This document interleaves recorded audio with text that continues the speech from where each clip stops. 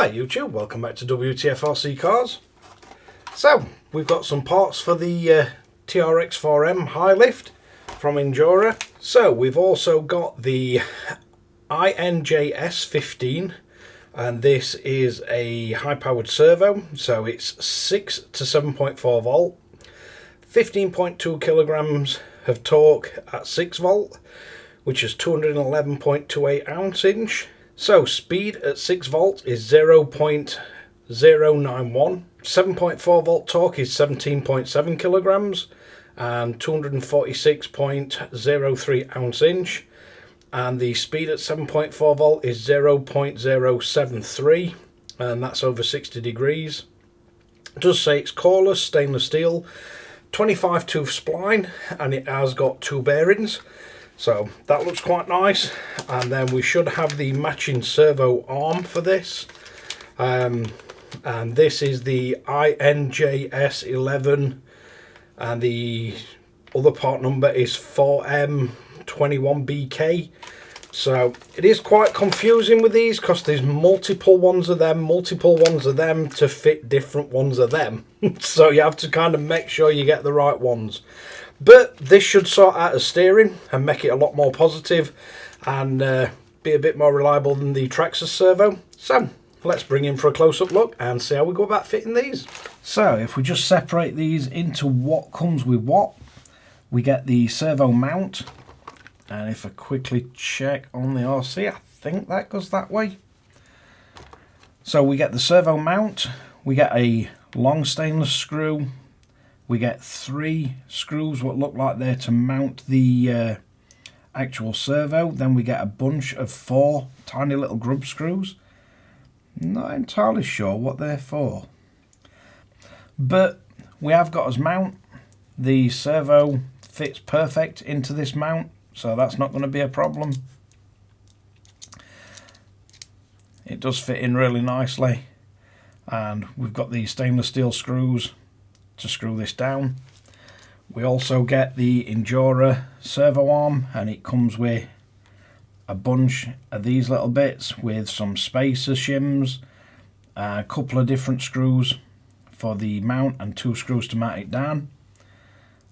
And it does fit incredibly nice on this servo. There's no play at all in that. So yeah, that's definitely going to be the one we need. And then for the servo itself, you also get some more mounting screws. We get a couple of extra screws for mounting the servo arm down, and we get these plastic servo arms. So you technically don't need to buy a servo arm. If you're happy running plastic, you can use these and cut them down. So let's start stripping down as RC and see what's entailed to fit in these parts. So first off, we're going to need to remove his body shell. Don't forget about your light wire. Then looking at it, we've got a tiny little tie wrap on here. So let's just get the battery out of the way, just to make it easier for people to see what I'm actually doing. So it's this wire here that we're going to be replacing, and I did find it just seemed a little bit tight across here. We're going to need to release it from here. So we're going to need to remove our servo plug, and then we're going to need to get the wires just out of there. And then we're going to have to release this little zip tie.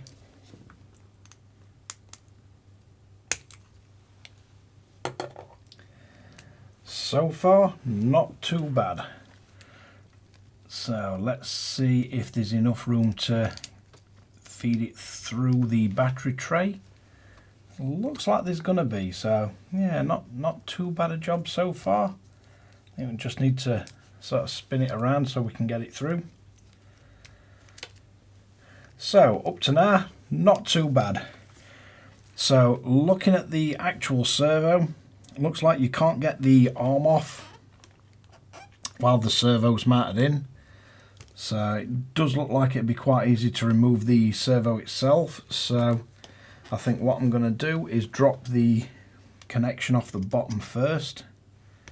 And again, this is just a 1.5mm hex. So if we get that long screw out first, and that's out of the way. So once we got that out, I think the next thing to do is probably going to make us lives easier if we drop the actual wheel nuts off. I'm definitely going to invest in some longer nut drivers, because these little things, they get a bit fiddly when you're trying to get wheels off, especially with the chunky tyres. Now for these, just make sure you don't lose your hexes and your pins. So far this little TRX4M is not really bad to work on. It might not be geared brilliant as a crawler. I've definitely had far nastier to work on RCs so far. So up to now we've just had to remove one screw and two nuts to get his wheels off. And looking at it now, we should be able to get really easy down to these screws. And again, it's a 1.5mm hex. So is this going to be the really long screw that goes all the way through it? Just a bit awkward to get your fingers in there to get it out. So if you just put your finger on it, you'll be able to get it to screw out. I think this holds the bottom links, or the top links. So this is the long screw, and if we look at the ones that it comes with, so we've got a nice silver screw that we can swap that with. If we flick over to this side now, so it looks like the servo mount is now loose, but it's trapped with the servo through two little sort of pivots. So if we move us upper links that way now, should be able to get to the servo to remove it. So it looks like to get the actual servo mount out, you have to remove the servo to release them two little pivots.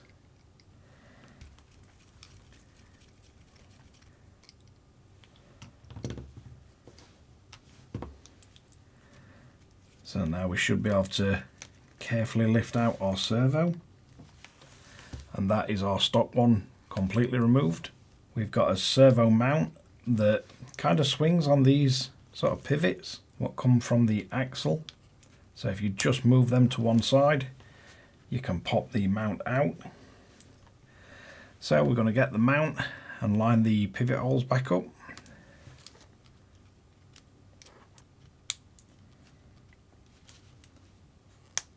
And you can hear and feel them snap back into place.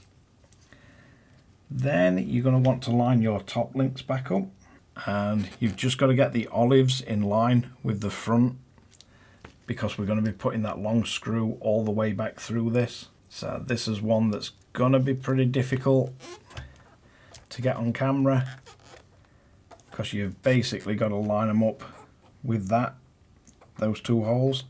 So I'll get them lined up and get back to you. So definitely not as bad as I thought it'd be to get them lined up, but basically once we got them lined up, we're going to want to get our screw, and then we've got to send this back through, but make sure it goes straight through the olives on both of the top links.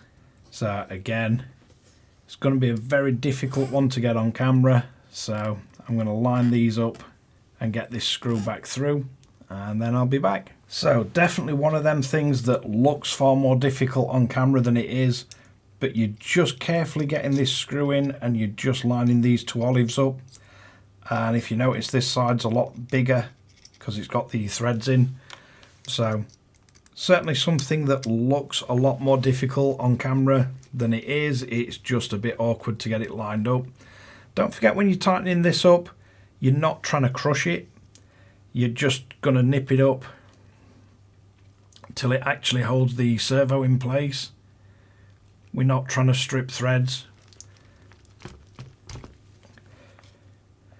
but we're just trying to get the servo mount so it is actually mounted. Then one thing that I would suggest, make sure you get this cable threaded through correctly first. I don't think you're going to need to put a tie wrap back on this, a zip tie, because we have got the little cable retaining clip here, and I think that's going to be more than sufficient. The one thing that I'm going to do is I'm going to leave a little bit more on the actual servo cable than what Traxxas did. It did seem a bit tight, so I think I'm going to leave a little bit more of that cable. But then we're just going to pass that through and plug it in. And then tuck it into the clip. We should be good at that. And before we go putting anything in place, we now need to power up the RC and let the servo center. So let's get the transmitter and everything for that. So for this, I'm just going to power up the transmitter. Let's power on the RC. And then what I would do is, unlike when Traxxas did this, I'd make sure your trim is in the center.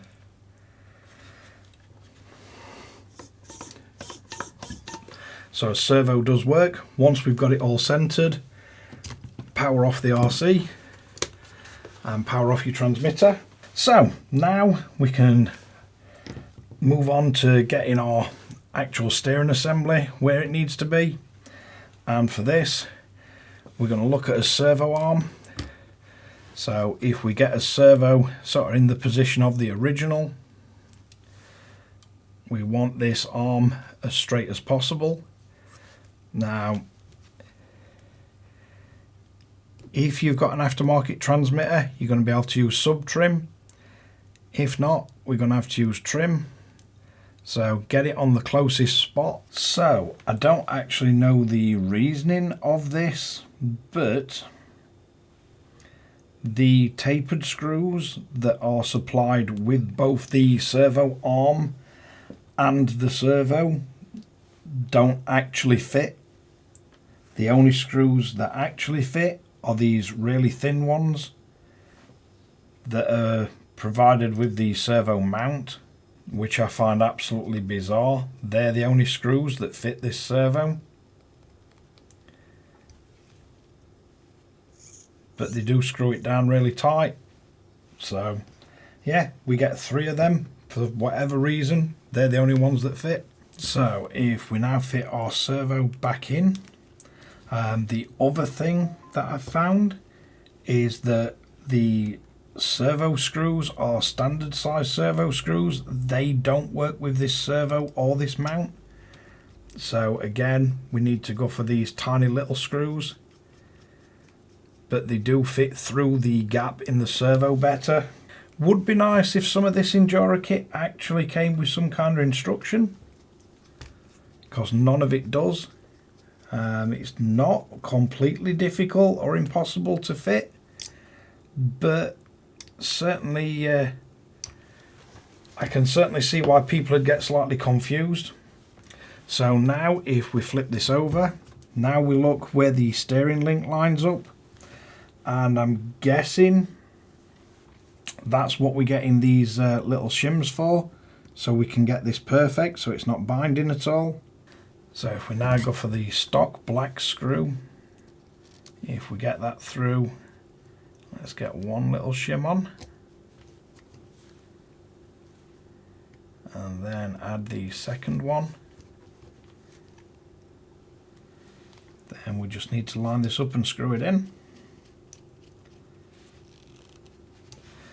So for me, that does look better. It looks like it's straighter. Might be worth just notching this out a little bit on the front. Although if you do bend the wire back, it does stop it catching. You just don't want that to be tight. But that does fit really, really nicely now. Little confusing as to why the supplied screws with the Injora bit don't actually fit. And no telling what these tiny little grub screws are for. They don't seem to be anywhere for them to screw in or fit. I think they're an 050. Yeah, they're an 050, so not sure if you want to stick them in the servo arm. Just add a little bit more weight. Bit of a strange option, but there you go. Certainly a strange one. Leave in comments below. I've not actually Googled this, but yeah. Certainly see how people can get a little bit confused with this. It does fit really nice with this mount, this arm, and this servo. The screws provided do fit, although They're not the screws that you would sort of associate with fitting. Just so you don't lose the old screws, I would pop these back in the original servo mount. So if we keep all them together, and then quite nicely with Injora, you do get a lot of these little packets. As I say, I'm really surprised the tapered head screw that looks perfect for the actual servo. Mounting the servo arm doesn't fit, but the tiny screws that you get with the mount actually fit. A few of the screws you get with the mount that look like they'd be for holding servo down, again, don't fit. But yeah, bit of a strange one. Ultimately, it does all go together quite nice. So let's get us wheels and tyres on so we can see what it performs like.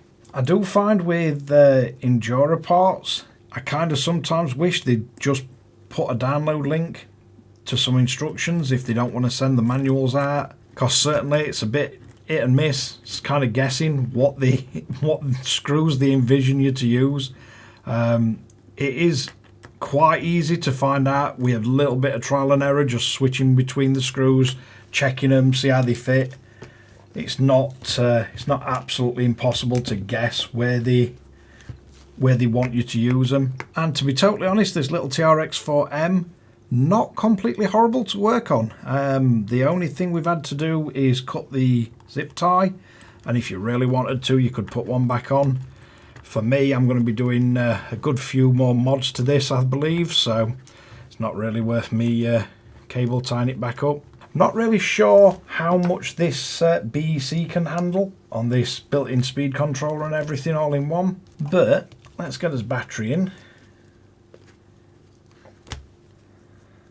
Let's power us up. Then we want his transmitter.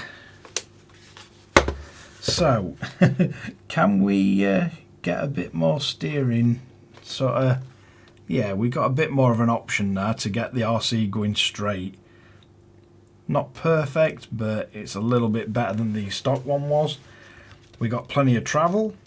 A little bit of extra aluminium should give us a little bit more weight up front.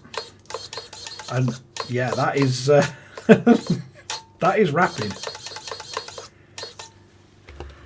So certainly no problem with speed.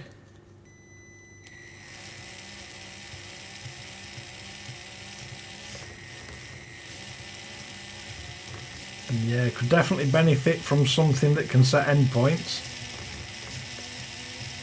I think it is possible with this transmitter, but it's the old Traxxas press button and go through a million flash symbols to get it working, but it does work.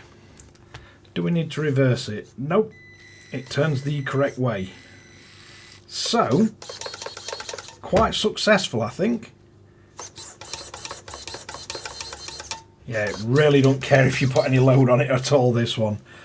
Should make steering really, really nice. Doesn't affect any travel at all. And we've got, even on stock settings, without me refreshing my mind how to set endpoints. I know some of the TQ transmitters you can't actually set endpoints, which is a bit weird. But yeah, does seem to work, and yeah, nice and fast. So, slowly working towards turning our little TRX4M into a more fully featured actual crawler than a sort of weird half-bred trail truck. But yeah, bit weird on what screws to use. The spacers are correct to get your steering bar in right position. We're using a mix of 050 and 1.5mm drivers on this one, which is bizarre, but that's what it is. It's a Traxxas.